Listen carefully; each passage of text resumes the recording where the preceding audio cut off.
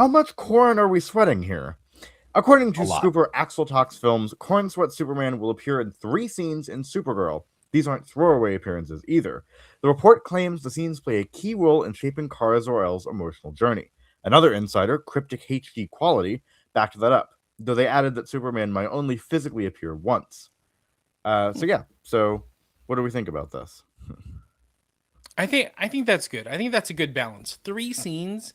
He's not taking over. It's not, Superman and Supergirl movie. It's just the Supergirl movie and it has a couple scenes of Superman in it. Okay, great. And it could be simple like, she's off in some, crazy galaxy at a bar and he calls her, and and he's like, Right. "Hey, come home. What are you doing? Come home." And she's like, "Whatever." You know, just slams the phone down or whatever. They have intergalactic phones that you have to slam down. Well, I mean, yeah, it's like it could be, flashbacks or holograms, or they have some sort of weird connection to each Mhm. other. So, yeah. This story is. I was gonna say this story is supposed to be parallel to what's going on with in Superman. This is Mhm. Kara off world, and Clark is taking care of Crypto at that moment, right? So it could be her calling in to say, "How's my dog? What's my dog doing?" and everything like that. And it could be like right in the middle of when Lex stole the dog, so he has to be like, he's doing okay," and you just like see him going to fly over, or like a comic relief kind of like scene, or it's a opening or tail end scene, and it's not going to be something that is immediately a showcase of Superman. It is her interacting before she goes on her trip and asking him to watch the dog, or her interacting when she gets back from the trip, which ends, it's basically the same scene. You end the movie Yeah, I with was the about to same say it could scene. be like the same scene just from her perspective, and Right. So she yeah. gets there, she's like seems like she's upset and everything like that. All the reviews that have been coming out, because they've been doing early screenings, all the reviews that have been coming out about Supergirl have been that she takes center stage, that it is all about her. Yeah. It is a very good story. So I don't think that in any way Kal-El is gonna overshadow her in any way in this story. Yeah. And Yeah, and I was gonna say yeah, one of the lines from the trailer, the Supergirl trailer, is she goes, "He sees the good in everyone. I see the truth."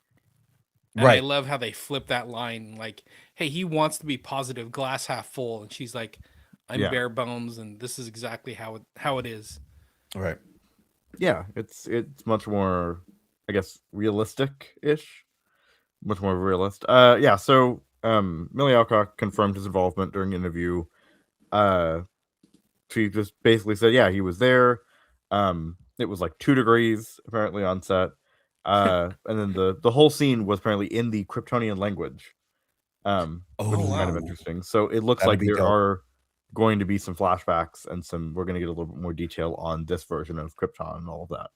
I So kind of want that. I kind of want to see, because remember, from her perspective, she was already like a young adult when Krypton was destroyed, right, and the whole idea with all this is her trauma.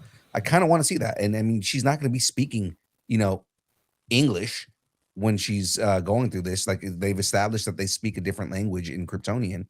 So I mean, like yeah, she is going to be speaking straight up Kryptonian with her father in the early scenes, or at least in the flashback scenes. So I mean, yeah. yeah, I kind of want that. I'm excited for that.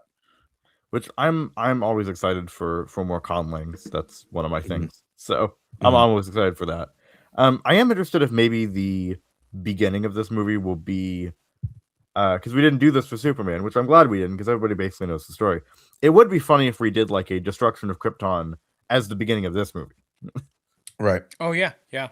but from her perspective. Yeah, so that's we've done that less. So And I would I mean, prefer that. I would prefer it yeah, being from her perspective, because it's different than Kal-El, who did not experience the actual destruction of Krypton. right, and especially since this seems to be a slightly more like imperialistic and kind of a little bit eugenic Krypton. It's going to be interesting to see that version I of it. think I think they're So gonna build up the trauma that she went through as a kid, because another one of her lines is like, Krypton didn't die in a day. So I think they're right, slowly gonna show how Krypton, collapses, so to speak. And it could be a whole big political thing about, they could Yeah. have done it to themselves and all of that. Exactly. So. Exactly. Could be good. All right. Is everybody get that? Mhm. Good. All right. So let's stop claying around and just release this movie. DC Studios has officially moved Clayface off its original September slot and into the late October 2026 slot, while Warner Brothers has nudged Practical Magic 2, guess we're mentioning that, into the space it left behind. This shift might actually work in its favor since this seems to be a darker, horror-inspired film. So they've just moved it a little bit. Yeah, Not a huge deal, but it's a little bit later than expected, but yeah. But I'm okay yeah, with it. again, if this is like a horror, it seems like a body horror kind of thing, then yeah, this would be a good time to do it. Because it is a body horror. Because is it Reese or Rice? Reese. Tom Rhys Harris plays Matt Hagen, an actor whose life collapses after his face is disfigured, while Naomie Ackie co-stars as the scientist he turns to for help. So this does seem to be kind of body horror. And then that, of course, turns him into Clayface, which is even more. Man, they weirdness turned there. this film so fast. Yeah, they did.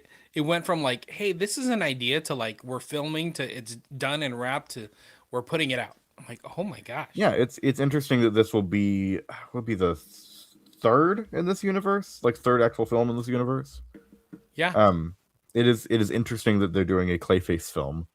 Didn't they say this was going to be an Elseworlds thing?